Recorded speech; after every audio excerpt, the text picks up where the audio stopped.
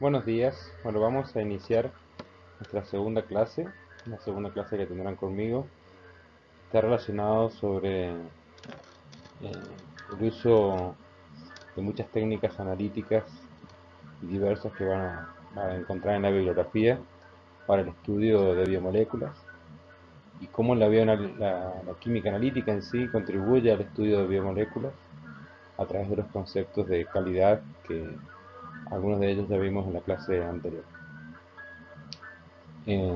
Esta clase teórica tiene al inicio una pequeña introducción que puede lucir como un repaso para ustedes, lo que me parece que es importante darlo, y es una clase más bien corta, como les había dicho en el Classroom, y el día de mañana vamos a estar compartiendo alguna actividad para hacer y trabajar este tema tipo en una guía de estudio. Bueno, los temas que tenemos para ver hoy son análisis y cuantificación de biomoléculas, importancia para la determinación exacta de biomoléculas y métodos de análisis. El tema de soluciones y solubilidad lo vamos a ver en la guía de trabajos prácticos o en la guía de estudio que vamos a trabajar. Bueno, he agregado un libro más a la bibliografía. Tenemos el primero que ya lo tenían visto, que es el Understanding Bioanalytical Chemistry. Eh, Está puesto en el Classroom, ya lo habían visto. Si bien está en inglés, estoy tomando bastante información de ese libro. El segundo es Analytical Molecular Biology, que lo subí ahora, sobre todo para esta clase es bastante interesante, creo que para el resto de la materia no lo vamos a usar tanto. Y además he compartido aquí tres links de algunos videos que me parecen interesantes para graficar un poco los aspectos que vamos a ver en esta clase. Sobre todo aplicaciones novedosas y cuestiones que son interesantes para ver qué se puede hacer desde la química analítica eh, para obtener información sobre biomoléculas en diferentes tipos de sistemas y aplicaciones. Bueno, eh, había dicho en la clase pasada que la química analítica es una ciencia transversal o una disciplina o una subdisciplina de la química transversal a las otras partes de la química, pero también a otras ramas y a otras ciencias como a la biología, a la bioquímica, a la medicina, a la ciencia de los materiales, incluso hasta la astronomía hace uso de la química analítica. Y bueno, para entrar un poco en contexto, ya que vamos a preocuparnos y ocuparnos bastante de macromoléculas, como se le puede llamar, o biomoléculas, vamos a enfocarnos un poco cómo la química analítica eh, se ocupa de este grupo tan importante de, de moléculas y de sustancias desde el punto de vista de los análisis. Bueno, la química bioanalítica en general, que sería esta subdisciplina sobre la cual vamos a hablar, tiene tal vez dos objetivos principales. Por un lado, la identificación y por otro lado, la caracterización de, de partículas y de compuestos involucrados en los procesos de la vida. En general estamos hablando de macromoléculas, aunque no necesariamente son macromoléculas. A veces estamos hablando de una molécula muy pequeña, como puede ser alguna hormona, o simplemente un azúcar o un aminoácido, que tienen importancia fundamental en diferentes procesos y que muchas de ellas son componentes estructurales de moléculas mucho más grandes, como proteínas, ácidos nucleicos, etc. Las biomoléculas, como definición y como una manera de- de dejar explicitado a qué nos referimos cuando hablamos de biomoléculas, decimos que son compuestos químicos naturales que se encuentran en los organismos vivos y que se construyen a partir de diversas combinaciones de elementos químicos clave. Solo por poner un ejemplo, podemos decir que en mamíferos,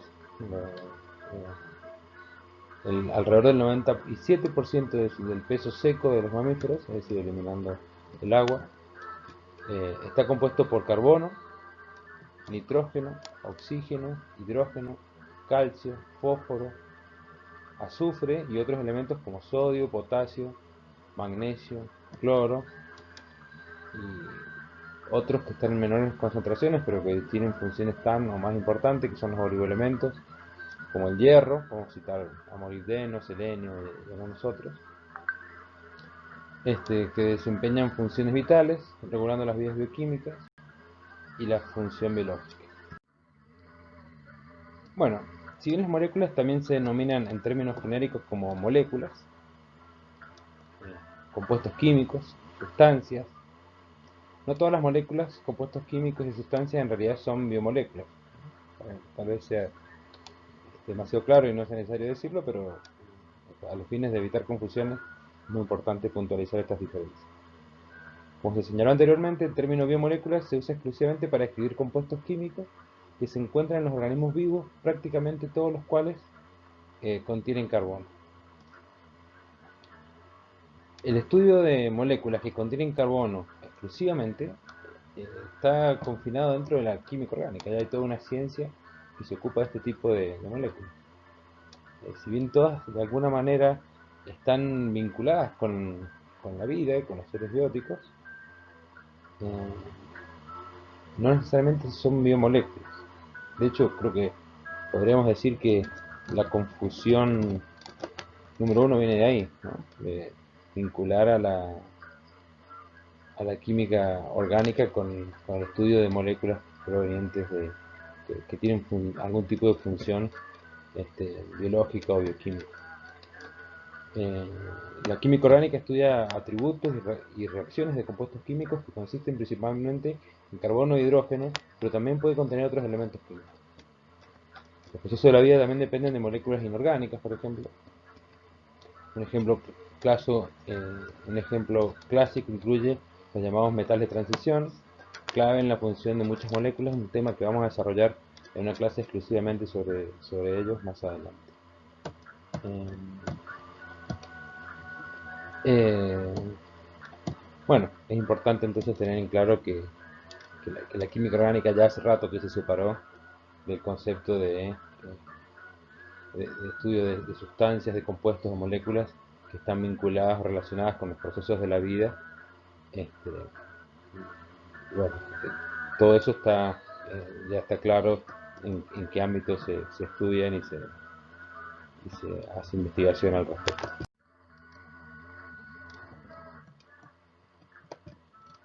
Dentro de las herramientas que ofrece la química analítica para el estudio de biomoléculas, en general nos remitimos a cuestiones muy simples y muy básicas, al menos enunciadas, después en la práctica hay que llevarlo a cabo, sobre las biomoléculas y que son sus propiedades físicas y químicas. Las técnicas bioanalíticas para estudiar la composición básica y las características de las biomoléculas recurren a medidas de distintos atributos físicos y o químicos para identificar y determinar la presencia de diferentes biomoléculas en muestras biológicas.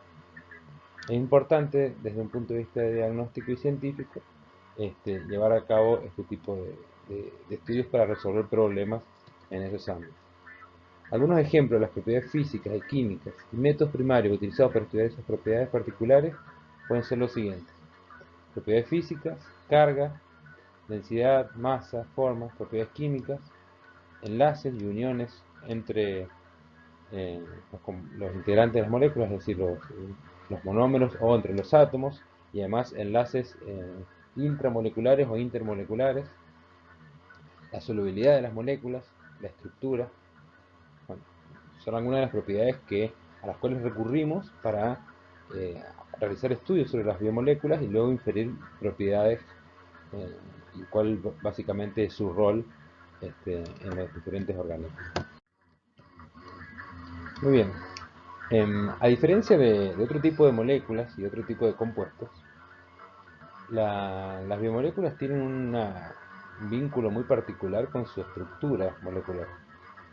Eh, Además, la estructura molecular de biomoléculas, sobre todo de las macromoléculas, es bastante compleja y requiere para su, digamos, para su identificación o para poder definir esta estructura, eh, mucho estudio interdisciplinario seguramente, y la información que se obtiene de técnicas bastante complejas. En general, y a fines de ordenar un poco el tema, las moléculas, ustedes saben, tienen una composición primaria, la cual va de alguna manera indicar cuál va a ser la estructura de esta biomolécula. La estructura le va a otorgar en un determinado medio y en determinadas circunstancias algunas propiedades a esa biomolécula, y esas propiedades harán que luego cumpla algún rol específico. Todas estas partes, de todo este tipo de características, es información que en algún momento o en alguna instancia debe obtenerse para llegar a las conclusiones de las diferentes circunstancias y situaciones en las que está una biomolécula. Además hay otra cuestión que es muy interesante, y es que eh, la biomolécula sola no tiene una función, y tal vez sea muy difícil de predecirla, sino que más bien la función es el resultado de la interacción con el ambiente en el cual se encuentra la biomolécula. La biomolécula, además, eh, al sufrir cambios en el ambiente o en el entorno químico en el cual se encuentra, puede que no pueda cumplir su función, incluso hasta que sufra cambios drásticos en las propiedades que la tiene. Eh, bueno, las influencias ambientales pueden afectar la estructura y función y la estabilidad de las biomoléculas. Los cambios en cualquiera de los parámetros pueden resultar en cambios estructurales y o funciones generales o específicos en una biomolécula, que pueden ser reversibles o irreversibles. Bueno, un ejemplo de este tipo es cuando a una proteína la sometemos a altas temperaturas. El efecto de la temperatura puede generar una desnaturalización que es irreversible, o puede generar algunos cambios en las funciones que puedan revertirse dependiendo del nivel de temperatura a la cual les pongamos a la molécula. Es importante tener en cuenta que estos aspectos que estamos mencionando así muy por arriba han dado lugar prácticamente a toda una subdisciplina teórica, que es la química medicinal. La química medicinal eh, tiene ocupa gran parte de sus estudios en las relaciones que hay entre la estructura y la actividad de las macromoléculas o de las biomoléculas en general. Y un poco el objetivo de este tipo de estudios es hacer bioingeniería de biomoléculas modificadas con actividad mejorada o potenciada. De alguna manera se buscan nuevos fármacos para que sean más efectivos y más seguros para el seguimiento de algunas enfermedades complejas, estudios en enfermedades neurodegenerativas, en cáncer, desde el punto de vista teórico, y bueno, se hacen modelados donde se vincula la estructura o se intenta predecir la actividad de alguna biomolécula en base a alguna estructura propuesta. Este enfoque ha proporcionado nuevos y emocionantes conocimientos sobre los grupos químicos que afectan los procesos biológicos, y ha permitido un modelo matemático complejo de las relaciones cuantitativas estructura-función, lo que se denomina como QSAR. Aquí en la Universidad Nacional de San Luis hay varios profes que hacen investigación en QSAR. Les recomiendo, si no lo conocen, buscarse algún trabajo de ellos para ver por dónde va la cosa, al menos en nuestra universidad. Convencionalmente, o de manera más habitual, la bioanalítica está enfocada en el desarrollo de trabajos de investigación y de estudios que son bien académicos y que tienen alguna aplicación básica en ciencias médicas. Sin embargo, hay, hay una tendencia nueva a repensar estos trabajos eh, en otra escala y en otro ámbito, que es el ámbito de la transferencia tecnológica y los servicios a terceros, donde claramente la demanda de información y el planteo de los problemas son ajenos a nuestras investigaciones. Bueno, aquí los conceptos que vimos en la clase pasada sobre calidad dentro del proceso de medida química tienen una trascendencia absoluta, ya que la calidad de la información obtenida pasa a ser el centro de atención dentro de la aplicación de técnicas y métodos de análisis enfocados a biomoléculas. Eh, las técnicas de laboratorio de investigación analítico deben considerar la aplicabilidad, confiabilidad y reproducibilidad más rutinaria de los métodos. Estos conceptos que acabo de leer implican este, toda todo un entorno y unas consideraciones bien complejas y que bueno, tradicionalmente no han sido el foco de los trabajos en bioanalítica. Eh, a ver, no es una cuestión caprichosa, sino que si uno compara un método de química analítica convencional, por lo general tiene todo un planteo eh, acompañado de concepciones de calidad, de trazabilidad, en el cual los estándares y las referencias bien establecidas ocupan el centro de la atención. Y bueno, está claro que la diversidad y la complejidad de los ambientes donde las biomoléculas deben ser analizadas y determinadas, bueno, hace difícil justamente contar con referencias eh, universalmente aceptadas para hacer estos estudios y las verificaciones de la calidad de la información, tal cual se hace en otros ámbitos de la química analítica. A modo de ejemplo, podemos decir que no existen este, materiales de referencia o muestras certificadas eh, de todos los tipos que los análisis podrían requerir. Eh, si bien la mayoría de los análisis podría decir que están enfocados, o mayoritariamente los análisis están enfocados a una sustancia en particular o a una molécula en particular que es el ADN,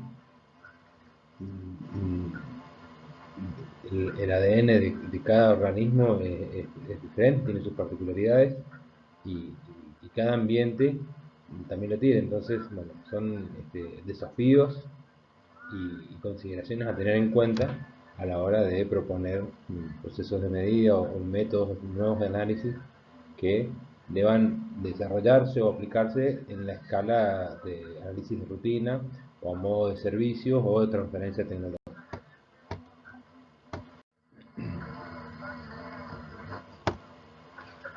Bueno, a pesar de la gran variedad y complejidad de materiales biológicos, todos ellos comparten una gran cantidad de biomoléculas comunes, de las cuales los ácidos nucleicos sin duda forman un grupo importante o tal vez el protagonista. El ácido desoxirribonucleico, o ADN, es un analito universal, se podría decir, para este tipo de estudios, ideal para metodologías biológicas. El material genético de la mayoría de las formas de vida y casi todas las células de un organismo contienen una copia idéntica del genoma. El ADN de un individuo es único con respecto al orden secuencial de los 4 constituyentes básicos, lo que lo convierte en un marcador indiscutible para fines de identificación. Las secuencias de ADN comparables muestran más similitud entre individuos o especies estrechamente relacionados y menos similitud entre parientes lejanos. Tanto las regiones no conservadas como las altamente conservadas de un genoma se explotan en biología molecular analítica para detectar similitudes o diferencias, conocidas como polimorfismo de ADN de una secuencia de ADN. Particularmente hablando de ADN y a modo de dar ejemplos y, y casos para tener así como referencia, en esta diapositiva les muestro eh, algunas aplicaciones de las técnicas bioanalíticas en diferentes áreas del conocimiento y científicas. Por ejemplo, tenemos aplicaciones en la agricultura, donde las técnicas bioanalíticas son actualmente aplicadas, digo, a modo de rutina, también en la investigación, por supuesto, pero me refiero a modo de servicio, de transferencia, en la detección de patógenos, programas de fitomejoramiento, detección de cultivos transgénicos, identificación de cultivos. La ganadería, actividad importantísima en nuestra región y para el país, aplica técnicas bioanalíticas para la identificación de infecciones virales, fúngicas, bacteriológicas, progresión de la infección, estudios de progresión de la infección, evaluación de tratamiento, diseño de programas de cría mediante caracterización genética, identificación de sexo de animales y aves. En arqueología, nos encontramos con estudios orientados a la filogenética, donde bueno, vemos el estudio de las relaciones interpersonales y la evolución, análisis familiar, identificación de especies. En el ámbito de la clínica y el cuidado de la salud, tenemos diagnóstico de enfermedades genéticas, progresión de la enfermedad, evaluación del tratamiento, diagnóstico prenatal, identificación de infecciones virales, fúngicas, bacteriológicas, progresión de la infección, evaluación del tratamiento y estudios epidemiológicos. En ecología tenemos medición de la biodiversidad, identificación de sexo, investigación de interacciones simbióticas. En estudios medioambientales, en química medioambiental, tenemos detección de patógenos para la legislación medioambiental.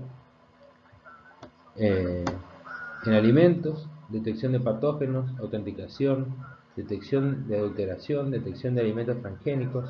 En este campo es importantísimo los aportes que se hacen desde la matemática, principalmente desde la estadística, con sus herramientas, para hacer este tipo de estudios, sobre todo los estudios de autenticación, que es un trabajo aparte. O sea, hacer autenticación de alimentos hoy en día es un trabajo súper interesante, bien complejo, totalmente interdisciplinario, donde las muestras, las matrices son bastante particulares, tienen ciertas regulaciones y ciertos parámetros.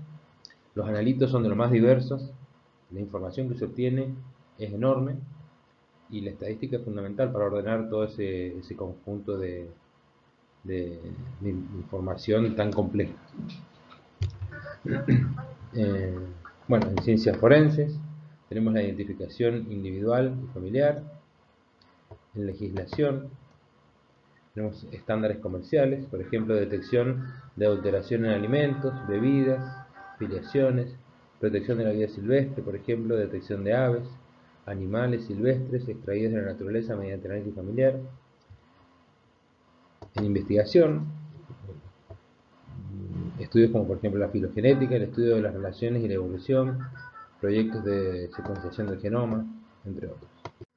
En este contexto quisiera detenerme y repasar dos cuestiones que vienen a colación de lo que vimos en la clase pasada, pero que también aquí son muy importantes para darle forma al tema que viene, y es la importancia en la determinación exacta de biomoléculas.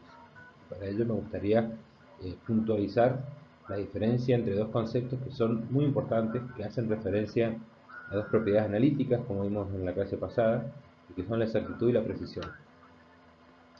Doy por descontado que ya lo han visto, tenemos en claro qué es la exactitud y la precisión. Sin embargo, por cuestiones idiomáticas, por cuestiones de bibliografía no técnica en el ámbito de la estadística, nos vamos a encontrar con que muchas veces estos conceptos y estas propiedades analíticas aparecen confundidas. Entonces me parece a mí muy importante puntualizar las diferencias. Cuando hablamos de exactitud, por supuesto estamos hablando de la diferencia que hay entre un valor observado o una media de valores y un valor al cual usamos como referencia. Es decir, qué tan cercano a la información real o qué tan cercana a la información real es la información que nosotros disponemos. Si lo observamos en un esquema en el cual siempre se muestra un caso con muy buena exactitud, sería este. donde toda la información se encuentra en el centro en realidad todos los intentos o las observaciones se encuentran en el centro del blanco. Tal vez a nivel de exactitud podríamos decir que este es bastante parecido, aunque tiene una diferencia clara. En este caso, la distancia que hay entre cada disparo es muy pequeña y aquí los disparos están más distanciados entre sí. Es decir, se respeta la exactitud porque tal vez en promedio todos dan el valor verdadero, sin embargo, hay mucha dispersión entre las observaciones, muchos no se parecen entre sí. Y después tenemos los extremos. Una observación muy poco exacta, pero muy precisa, con el claro síntoma de un error sistemático en la medición. Y después tenemos el caso de observaciones inexactas e imprecisas. Si la capacidad de determinar con exactitud la presencia y cantidad de cualquier molécula dada en la naturaleza, no podríamos comprender la contribución y función de estas importantes entidades químicas. La exactitud, entonces, la definimos como qué tan cerca de un valor medido coincide con el valor real o verdadero, mientras que la precisión describe qué tan reproducibles son las mediciones repetidas entre sí. En otras palabras, qué tanto coinciden entre sí. El nivel de exactitud y precisión requerido determina si el análisis cualitativo o cuantitativo es suficiente para la medición de una biomolécula en particular. Y aquí hay otra forma de graficar lo que les acabo de contar. Por supuesto, esta curva de distribución de probabilidades es la preferida a la hora de buscar información. Sin embargo, hay otras consideraciones que es importante tener en cuenta, y es que quien gobierna o quien de alguna manera delimita o exige la exactitud y la precisión para un determinado análisis es la demanda de la información original. Generalmente, si comparamos esta situación con esta, la diferencia son recursos. Recursos humanos, tecnológicos, económicos, lo que usted se puedan imaginar, pero en general la diferencia son recursos. Ahora, el problema exige esta situación o con esta es suficiente.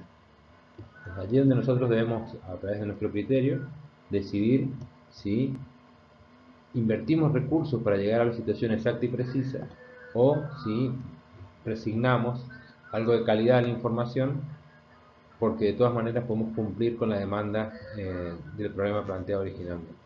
Y así podemos vagar hacia situaciones muy poco precisas y muy poco exactas, donde simplemente tengamos la respuesta binaria, hay o no hay. Bueno, aquí hay unos ejemplos que quiero compartir con ustedes, donde la exactitud y la precisión juegan un rol muy importante.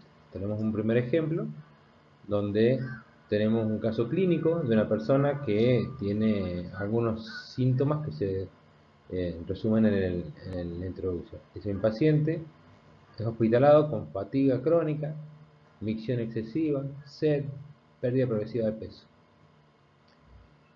En el primer análisis parecería que una simple prueba de orina podría dar alguna indicación de la causa. Sin embargo, se observan niveles elevados de glucosa en la muestra de orina, lo cual hace imposible usar esta prueba para diagnosticar y prescribir un tratamiento, solamente con esa prueba. El resultado de esta prueba provocó una medición adicional de los niveles de glucosa en sangre, con la sospecha de que la persona tenía diabetes. Solo una determinación exacta de la glucosa en sangre permite que el método confirme el diagnóstico de diabetes. Una muestra de sangre entonces se tomó y cuando se analizó el nivel de glucosa, este fue de 16,5 milimoles, significativamente elevado y por encima del nivel normal, que tiene que ser menor a 6 milimoles. Sin la capacidad para determinar con exactitud la glucosa en sangre, hubiera sido imposible establecer y definir los niveles normales y posteriormente los necesarios para definir la diabetes. Tras el resultado de esta prueba, se midieron los niveles de insulina en sangre para este paciente y eran extremadamente bajos, por lo que se inició la terapia con insulina. ¿Sí? Las decisiones que se toman en base a la información que obtenemos, bueno, exigen cierto nivel de calidad. Ese nivel de calidad lo evaluamos, lo cuantificamos, lo medimos a través de las propiedades analíticas, la exactitud y la precisión, básicamente. En este caso, hemos hecho una pequeña ilustración de la importancia de la exactitud. En un segundo ejemplo, tenemos la determinación de alergenos por análisis cualitativo seguido de análisis cuantitativo. Ustedes saben que la prueba que se hace con alergias, para ver la respuesta a diferentes alergenos, es inicia, lo hace realmente el médico, a través de una punción cutánea. Es la prueba cualitativa, que es la que primero se describe. Dice, prueba cualitativa de punción cutánea. Para esta prueba se coloca en el antebrazo una gota de líquido que contiene el alergeno sospechoso y una pequeña aguja pincha la piel a través de la gota. Si la persona da positivo en la prueba del alergeno, habrá signos de enrojecimiento y picazón en la piel alrededor del pinchazo de la aguja y desarrollo de una hinchazón o roncha blanca. En general, cuanto mayor es el tamaño de la ampolla, más probabilidades hay de que la persona sea alérgica y el diagnóstico se confirma sobre la base de los síntomas clínicos, es decir, visualmente observar la reacción en la piel y después evaluar los síntomas clínicos, que eso lo hace el médico a través del, del- del procedimiento para el diagnóstico. Por otro lado, tenemos una prueba cuantitativa, donde efectivamente se hace una punción venosa, se toma sangre. En estos casos, los análisis de sangre se utilizan para determinar el nivel de anticuerpos específicos que se dirigen o que se producen por la presencia del alergeno. La técnica más comúnmente utilizada es la prueba de Radio Allegro Solvent Test, RAST, que mide la cantidad de anticuerpos de inmunoglobulina E, la IgE, que desencadena la liberación de histamina y la respuesta inmunitaria del cuerpo. Bueno, dijimos dos tipos de pruebas, una cualitativa, una cuantitativa, y cómo la exactitud, y principalmente la exactitud, es totalmente diferente en las dos pruebas. Eh, bueno, las decisiones las cuales podemos tomar están basadas en diferente calidad de información según la gravedad de la situación. En esta diapositiva vamos a repasar algunas de las técnicas y métodos más comúnmente empleados para la cuantificación y determinación de biomoléculas. Bueno, hay numerosos métodos de rutina especializados para detectar biomoléculas que proporcionan datos cualitativos o cuantitativos. La elección del método depende en gran medida del propósito de la prueba de investigación y del nivel de exactitud y precisión requeridos. Esto es importante que lo hagamos este ejercicio y tenerlo bien presente. Es importante considerar otros factores clave, incluida la simplicidad y el tiempo necesario para realizar la prueba, el número de pruebas realizadas y también los costos directos e indirectos relacionados. La rentabilidad, junto con la eficacia clínica, pueden dictar los pros y los contras de las pruebas de detección de poblaciones para ser determinadas. Cada método de prueba se basa en uno o más atributos químicos o físicos de una biomolécula para su detección y o cuantificación. Muchos métodos utilizan instrumentación especializada que se basa en principios químicos o físicos simples. Bueno, frente a la gran variedad de técnicas disponibles para estos propósitos, tenemos detrás de ella, o como fundamento inicial de ella, diferentes principios genéricos en los cuales se basan los métodos bioanalíticos. En esta tabla podemos ver algunas técnicas o métodos de análisis y el atributo o propiedad física o química en la cual se basa. Tenemos en primer lugar métodos electroquímicos, en el cual se utiliza un electrodo de ion selectivo. Seguramente los han utilizado. Los electrodos de ion selectivo son sensibles a la presencia o variaciones en la concentración de un determinado ion. como por ejemplo el electrodo de pH, el de carga iónica en general, como el P-cloruro, P-plata y P-fluoruro, P-amonio, y a potencial redox en general. Las técnicas de centrifugación están basadas, bastante conocidos por ustedes seguramente, en la diferente forma, volumen y o densidad de las moléculas en diferentes medios. La espectroscopía, la cual está basada en la energía absorbida o emitida, electromagnética o de algún otro tipo, y en la estructura molecular principalmente. La resonancia magnética nuclear está basada en los cambios que se provocan en el spin nuclear de algunos átomos como consecuencia la, de hacer incidir líneas de un campo magnético generado en un magneto en un campo bastante homogéneo y de intensidad bastante alta. La espectrometría de masas, vamos a ver en esta materia bastante sobre la espectrometría de masas. Ya lo dije también, es una ciencia por sí sola. Las cosas que se pueden hacer con la espectrometría de masa son increíbles. Para el estudio de macromoléculas,